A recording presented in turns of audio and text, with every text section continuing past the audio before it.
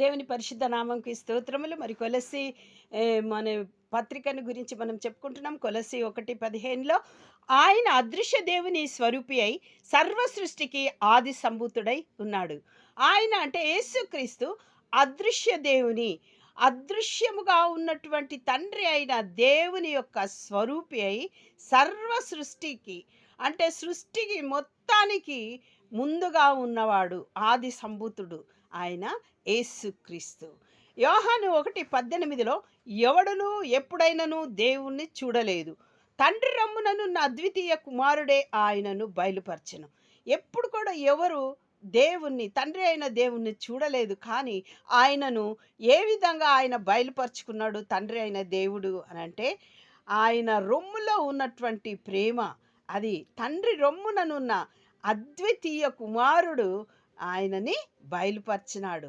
అంటే యేసుక్రీస్తు తండ్రిని బయలుపరిచినాడని అర్థం. కొలస్సి 2:9లో ఏలయనగా దేవత్వము యొక్క సర్వ పరిపూర్ణత శరీరముగా క్రీస్తునందు నివసించుచున్నది. అంటే దేవత్వము అంటే తండ్రి అయిన దేవుని యొక్క స్వరూపము పరిపూర్ణముగా శరీరాకారములో క్రీస్తునందు నివసించుచు ఉన్నదంట. క్రీస్తులో నివసించింది పరిపూర్ణంగా, ఏది కూడా తక్కువ లేకుండా పరిపూర్ణంగా. ఆ విధంగా యోహాను 14:9లో అడుగుతాడు కదా ఫిలిప్పు యేసుక్రీస్తుని. ఫిలిప్పు, నేనెంత కాలము మీ యొద్ద ఉండినను నీవు నన్ను ఎరుగవా?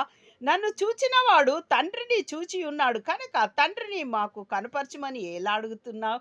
ఫిలిప్పు అడిగితే దేవుడు చెప్తున్నాడంట, నన్ను చూస్తున్నావు కదా, మళ్ళీ నువ్వు తండ్రిని ఎలాగ అడుగుతున్నావు అని చెప్తున్నాడు. ఇదంతా కూడా ఏంటి, ఎలానగా దేవత్వం యొక్క సర్వ పరిపూర్ణత శరీరంగా క్రీస్తునందు నివసించుచున్నది కదా, మరి మరలా ఎందుకు అడుగుతున్నావు అన్నట్టు. 2 కొరింథీ 4:4 మొదటి లైన్లో దేవుని స్వరూపి అయి ఉన్న క్రీస్తు అని ఉంది.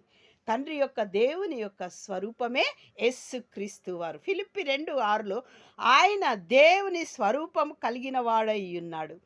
దేవుడు తండ్రి అయిన దేవుని స్వరూపము కలిగిన యేసుక్రీస్తు. హెబ్రీ 1:3లో ఆయన దేవుని మహిమ యొక్క తేజస్సును, ఆయన తత్వం యొక్క మూర్తిమత్వమై ఉన్నాడు. ఎవరు? యేసుక్రీస్తు వారు దేవుని మహిమ యొక్క తేజస్సును, ఆయన తత్వము యొక్క మూర్తిమంతమునై ఉండి.